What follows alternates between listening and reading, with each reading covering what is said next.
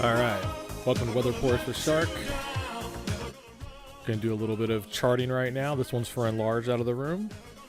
We're going to look at some potential moves for the near future. To start off, I'm not an investment advisor. None of this should be taken as things to do. I'm just some clown on the internet doing my own thing, giving my own opinions. I strongly believe if all things stay the same, trends in motion stay in motion until something happens. Recently, we talked about 9600 a lot. 9600 was a reality. Given the things they got going on for midterm elections right now with Yellen and everything else and what's going on in Britain, there's a potential for that trend to change. So let's go ahead and pop into this chart, look at the locals. So right now on the 6 hour, because I'm trading some locals, new candle just came out. It's looking pretty decent, right? We got some, we got some upward motion here, but it's cresting the top of 26. We got a lot of compression of that though. So we were talking about this in the room when I was eating before I said I'd jump on and do some charting. And I want to look at this. So in general, I think a lot of people are looking for a fade off, and it's low volume weekend. It's 284, million at BitMEX. I look at them a lot. Funding's, about to go into the negative. Long span shorts, short span long, back and forth, doing its thing. So it gives a little bit of motivation to keep things going in this direction. Could we wick back down? Absolutely. But what I want to look at is a little higher time frame. So right now we got compression. So we're either going to get expansion one way or the other, right? So the 6 hours looking like this. How's the 1 hour looking? Well, 1 hour's already pulled back off that high into the overhead check, and it's found bottom again. And if we pull more back, we can look at the local direction. I said I took a long at 8, and I did so because of this. I saw the volume coming into this, and I wanted to check for the breakout over the top of this and coming back on support. So far, I feel pretty good about it. Could it come way back down? Should I have waited for a decline in the rally? Yes. You asked me about a 4 hour, though, a 4 hour M formation. I agree. It's there. And I said I wanted to wait. And I said the condition on which I would go long would be if this doesn't continue down and I don't find weakness at the top, I would take it for a breakover. And that's what I did. So while I was eating, I watched this set up and I thought, hey, am I going to get another one of these so I can get in for a long for a better price? For a short trade, a quick trade, not like a long trade. So I'm going to blend two ideas here. Long-term chart and a short-term chart. I'm trading intra-hour inside bar on the 6 hour and less. So on the 6 hour bar, everything's compression. On the 4 hour bar, everything is compression. So we're going to get an expansion one way or the other. Do I want to wait 4, 8, 12 hours for an expansion that way? No, I want to see if I can get some on this inside of the inside of the inside of the inside bar. In doing so, I'm looking at something a little bit of a higher time frame that tells me what's a better breakdown here. Do I get the chance of a better entry coming back to here? If I do, it's probably not right here. It's probably way down here, and that's because of this. If I scroll this out, this is what we got coming up. Let's not put too much to the chart up right now on the 4 hour, okay? Yes, there's an M formation coming, but that M formation could, turn out like this and mop up, but it is part of a bigger bull pattern that's forming. Now, where's the edge of that right side bull? That right side bull has started, and I'm saying B-O-W-L, not B-U-L-L. Could it come down here and check and make another bottom? Absolutely. I mean, like it could, and if it does, my exit at the top side is going to be much higher than what I'm about to go through right now, and I'm going to go through again multiple time frames. So at this point, I expect 22.7, right? To at least if this bull completes out, that's up there. But is that in 4 hours? Heck no, dude. Like this is, this is over a month of chart. This is a very long time. This is a very slow pattern. And in doing so, could we get one of these fade offs for a week? Yeah, man, absolutely. But for right now, the inside bar tells me I'm going to get a pop over and probably to that edge right there, right? So 21.497. We've already broke over 21. We're forming the bull. If we get strong rejection, where do we go? We go down to like the 17,000 level, 18,000 level. Mop up was 1850, right? So let's look at again a higher time frame idea. What kind of formation is going on the big pattern? Okay, the fractal we just talked about it coming back down. That's the bigger bull, right? This is the even bigger bull. So where's my real target at? Actually, now it's at 25. We've been 17 to 25 forever, but if we zoom out again, the biggest is coming through there. Right? And that means that the bottom hasn't even formed out. There could be a 16K tap or it would come down like this and really swoop up. I am under the impression we are bearish all the way up until 40,000. Now, at 40,000, this might take 6 months. It might take 3 months. It might take 2 months. It might take good news. It might dump after midterms. I assume after midterms, it does one of these, comes back down and checks. 9,600 is still in play, but the chance of it is changing because the overall aspect of the world has changed. While there's still war and there's shitty things going on, the midterms, they're interested in keeping those people in office. They did some quantitative easing. They did some things that changed the actual amount of money that people have to toss into speculative assets. So speculative assets, thinking of it from that style, where could we probably end up? 22, 25, right in that area where this bottom and this top come together, because that was, the rejection, like it tried to rally and it let go. This is Powell speaking the first time. This is Powell speaking the second time right in there. He has a terrible effect on the market. But if you really look at it, 40 is probably the spot. That's where everything really kind of let go. That's 40, that's 40, that's 40. This is all 40. You had a little check over that was like the fake rally that became the dip. Could this become that fractal? Absolutely. And that can take us down to 96 for one more of these, big boys. And if that's the case, then that's fine. The entire backside of the move is run off. And if you look at a bowl inside of a bowl inside of a bowl, right, from the BOWL, from the highest time frame down, you're talking about from 68,000. That's a real nice formation. Now, how long do we stay in the bottom of the frying pan here, or the bottom of the bowl? If it's, equal parts, what are we looking at? We're looking at December last year, almost to, December this year.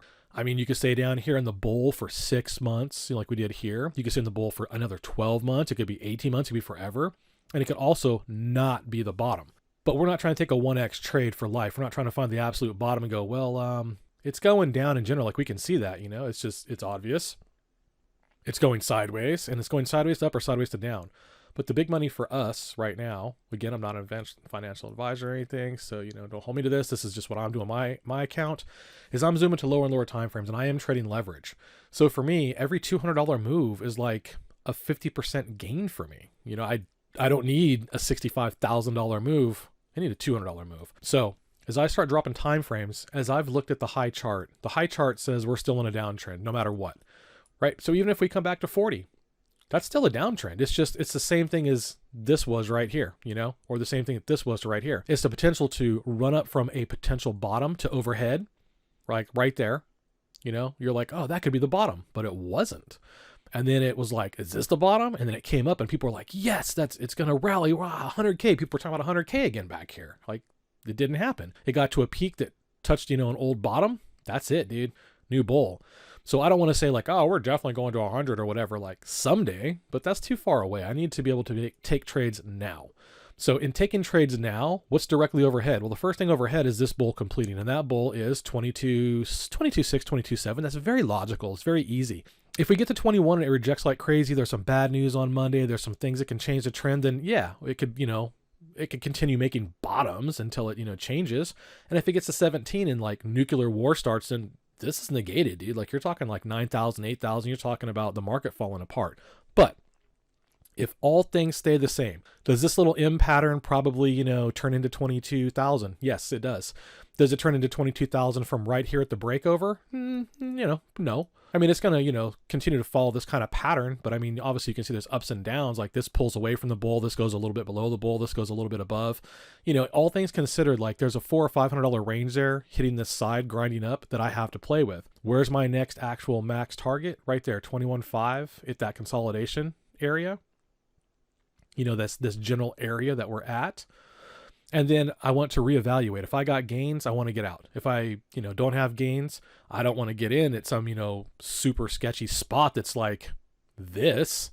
If I've got something like that to look at, it's like, oh, it's breaking out. Look at this. It's been an uptrend forever. But if you roll the chart back like that, it looks like it's in an uptrend. And you're like, yes. And then you just zoom out a little bit and you're like, nah, dude, that could be the end. So let me just wait. I'd rather lose a little bit of, long gains than to find out that I was a top taker. That's not in my interest. So the same thing here, like, could this be the top taking back down to here? Absolutely. And at 50x, like I'd be liquidated down to 17. That's not going to happen. I can't hold on to it. So in the bigger grand scheme, our area is 9,600 outside band up to 17,000. If 17,000 is lost, 9,600 is in the cards. Absolutely. It's like 80% in the cards. If news stays good, midterm stay good, 20,000 is floor. Okay, 20,000 is floor. But inside bands are 17,000 to 20. Inner inside bands are 20,000 to 25. And then outer inside bands of that upper inside inner band is 25,000. Basically 30, we all talked about 29, that area because of this cluster. But also there's a double step up to 40. So even all the way up to 40, that's still bearish. It's still bearish as fuck, dude. Like there's nothing about it that says it's bullish unless we just slow grind up there, like over 8 months or 12 months. But if it just completes, like this and goes to 25 and then swoops again and goes to 40, all that means is that you might got a crazy double bottom that looks like this. That's where this could come into play, where you would get a W, boom, you'd get that crazy run to 40 up there, right? 47 up there, 40, maybe even a little higher, and then you could just tank right back. I don't want to talk about stuff that far out because anything can happen. Like that's worthless to talk about for me because The direction that I'm trading again is on a super low time frame, so let's go back to doing that.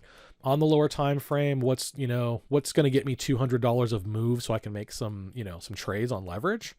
Personally, for my own account, like that's what I want to talk about. That yeah, it's totally doable. However, I still feel like if it comes back down to the edge of that bull or even a little below, it's still bullish. It's just more like a bear trap to me. They're just going to find liquidation fuel.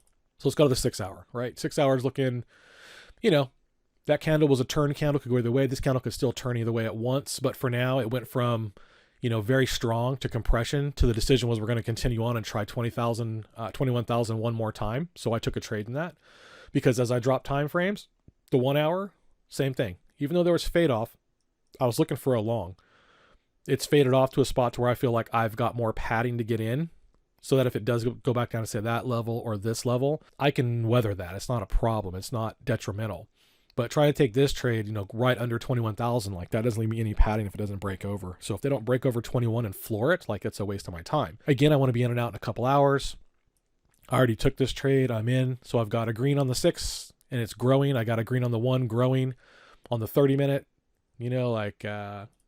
can't see any charts there because BitMEX is stingy with their order flow stuff. So on this push, there was crazy volume, and I was like, yeah, I'm getting in here. I got in at 20,840. I tried to get in a little faster, but I was setting up video stuff. I tried to get in at the 9.5 break under right in here, and I missed it. And it's just how it goes. So right here, I was like, ooh, man, maybe I was wrong. And then I started looking at the video for you for making the bull, and I'm like, nah, I'm good with it. And they started growing after the compressions. I'm like, cool, this is good. What does this have to do with a 6 hour time frame bull or a multi-month bull? Nothing really, other than the fact that this is leading edge and that if I see it tap the edge of the, kind of loosely drawn, the roundabout areas of the zone of where the edge of the bull would form, I'm concerned. Like I want to play those reactions. I want to be out of the trade if it's getting there and it looks sketchy. Like I don't want to be in a long. And if it gets there and it's sketchy, I definitely want to be in a short. But do I want to be in a short to like 9,600 like we talked about? Most definitely not, because the potential is it's probably going to 22 first, possibly 25, possibly 29, if it can do it inside the midterms. After the midterms are done, I feel like we get a dump of bad news again. I feel like we get a pretty massive pullback because there's nothing in the world that says we're bullish yet. Now, this could go to 25 and we could revisit this, some more, charts with shark in like a month. And I could say, oh man, look at how it got here. There's been no more basis points, housing's going well. There's lots of job starts. Hey, we got the potential for continuation, not rejection. So it's why I don't like to talk about too far out other than the fact of there's targets out there. But once the target's hit, it doesn't mean like, oh, the target's hit. Like it's still, same trade idea. Like, no, it's a new trade idea. Because if it got to the target, the way that it got there from here is we were talking about what was going on now. What's going on now makes moves. Janet Yellen makes moves. Powell makes moves. What Biden does makes moves. What Putin does makes moves. And those guys could do any number of things between now and that target. So, again, like I'm not an investment advisor. Do your own thing. Like this is just the way I look at things. I look at things from target to target. And then when it gets to a target, I reevaluate. So right now off this, yeah, I feel like 21 is probably going to get checked one more time unless it just breaks down. The question is, can it break down? Sure, volume's low. It's the weekend. There's a lot of fuckery going on. Anything can happen. But all things considered, trends in motion, what's the most edged play for me? The most edged play is to get into a long on a decent pullback that shows that it's going to, kind of compress and hold. It's basically they're choking out shorts right now and they're trying to entice longs to feel secure to go forward. The second that I see that change in the lower time frames, like that's a pretty, decent candle to sell off. It's a pretty small candle, like it's beginning pushed into compressions. Where this is a pretty tall candle and it's got a pretty good strong reaction from the volume to the actual work performed, meaning the distance that it moved on the chart. If I see a big old fat candle like this that goes into one of these, like there's probably a problem, Same thing for a pullback. Like that's a lot of volume pulling back to a tiny candle. Like let's look at the comparison. This candle is almost the exact same height as what this candle. And the difference is this candle is, 4 times the size of this candle, meaning that there's a lot of supply underneath absorbing whoever wants to sell. It doesn't matter. That's why I'm looking at the things the way I'm looking at. I want to take this long up to maybe, 21,000 breakover or just underneath. And, or if I see it start to just tank, like everything falls apart, the volume picks up, the news goes all negative, like I'll get out. But that's the way I'm looking at this. And that's why I'm playing this. I'm playing this as any pullbacks or longs between 17 and 25 for right now. 25 and 22, I'll reevaluate shorter term moves in between 22 and 25. And then I'll reevaluate moves between 25 and 29. I'll reevaluate moves between, 29 over to the 30 break, and I'll see how 30 holds. If 30 holds and floors once it's pushed over, then 40 is pretty much in the cards. Like, I feel like 40 is in the cards about 15-20% right now, based on it's a 5-step plan. And in those 5 steps, it's not going to be today, tomorrow, next week, or next month, but between now and the end of the year, between, midterms, Christmas, bonuses, job reporting, how many people actually have good jobs. Right now, like, we're supposed to run out of diesel fuel, like, there's a lot of things that can take it either direction. And I want to reevaluate each time. But if all things stay, pretty stable, 40K is on the cards. 9,600 is not out of the cards by any means necessary at all. However, a couple things would have to turn. Midterms have to be done. They have to keep raising basis points. Job reports have to keep looking bad. Putin, needs to keep on with the pressure and do what he's going to do. And other small little ticky-tacky things that in general add up to people looking at the market, and their psychology is, man, things don't look so good, dude. I don't know. Maybe I want to keep my money with me because cash is king. No matter what anybody says, crypto's not king. Gold is not. Cash is king. Cash is backed by dollars, tanks, nuclear weapons, boots, and taxpayers. That's what matters. That is what matters in the end. That's what makes a dollar a dollar. Because if you say, oh, well, paper fiat, like, no. How much is a ruble worth? How much did a ruble go up after Putin tied it to oil, right? Because he needed a commodity. You now have a choice of buying from Russia. You can pay him in what? He ain't taking no dollars. So if he didn't have an army, boots, tanks, and taxpayers behind him to back that up, people would just be like, fuck you, we're taking your oil. They can't. He's got boots. He's got weapons. That's why, like, North Korea's money isn't worth anything and isn't traded anywhere, because what are they going to do about it? These little countries that are nobody, that have 20 million people in them, why aren't they worth anything? Because they don't have any boots, tanks, or anything else. So all this, fiat crypto talk, like, it's worthless. It doesn't matter. It's valuable to some degree, but when it really comes down to what is value, value is velocity, value is numbers, value is strength. So the same equivalent where they're like, oh, BTC is worth so much because of the hash rate. Okay, well, how come your country's worth so much? How come the dollar's worth so much? Because of our army. Our army is our hash rate, and our army can reach out and kill you. Our army can reach out and stop you. Our army can talk about, if you invade, you're going to answer to us. And when someone says something like that, you size them up. If it's just two dudes at a bar and a guy says, if you say one more rude thing, I'm going to take you outside, you probably step back and take a look at the guy. And if you've got 15 friends with you and there's one guy, you're probably going to be like, yo, dude, beat bricks. Like, I appreciate your sentiment, but you don't want what you're asking for. If he has 15 friends, you're probably going to be like, well, hey, your hash rate's pretty good there, guy. Your soldiers are looking good. You probably, yeah, we'll pass. We'll pass. So right now, the dollar has the best hash rate based on those kind of, correlations and scenarios of how I say a dollar has value for its velocity. The dollar has velocity because of X. BTC has velocity and value because of X. And when people start, making it illegal or legal, then it has more value. It's got more velocity. Hash rate is fantastic. Obviously, it does need some strength, so it can't be hacked. It can't be pushed around. It can't be punked in a bar like a single dude. That does have a big core part of value. But it also has to be able to be exchanged someplace. If you walk into that bar and with your hash rate and your boys, and the bar's like, we don't sell beer for BTC, like, your BTC is worth nothing. No matter how much velocity you have, no matter how much hash rate you have, there's no velocity. There's no exchange. So without exchange, hash rate doesn't really matter. And velocity without, hash and security also doesn't matter. They go hand in hand. So when I'm talking about 4 months from now, BTC could be at 40, that's got a lot to do with the way people are being treated, the way people are making velocity or can't make velocity based on laws, rules, and everything else. So I've dropped down to where I'll say a prediction of oh yeah, I think BTC could be 40 in 4 months. Or it could also be 96 and it's, 80-40. And in a week I'll change my opinion, because what makes interest, demand, and desire changes. And you have to be able to reevaluate that honestly. And, if you're someone who's on the outside, not Ukraine and not Russia, and you're blinded by, oh, I'm pro-Ukraine. Oh yeah, everything's going to go up because I'm pro-Ukraine. Well, if Putin wins, you're kind of screwed, dude. It does have a cost correlation to the underlying markets, because that affects a lot of people. It affects the hash rate. It affects the velocity. And when your velocity is affected, your money's affected. The value's affected. So, that's why weather reports, people are like, oh, TA doesn't work. It does if you keep doing it continually, because up to right now, what I just said is correct. In a month from now, if I said 25 is on the board and you pop on, I'm like, oh, it's only 20, you were wrong.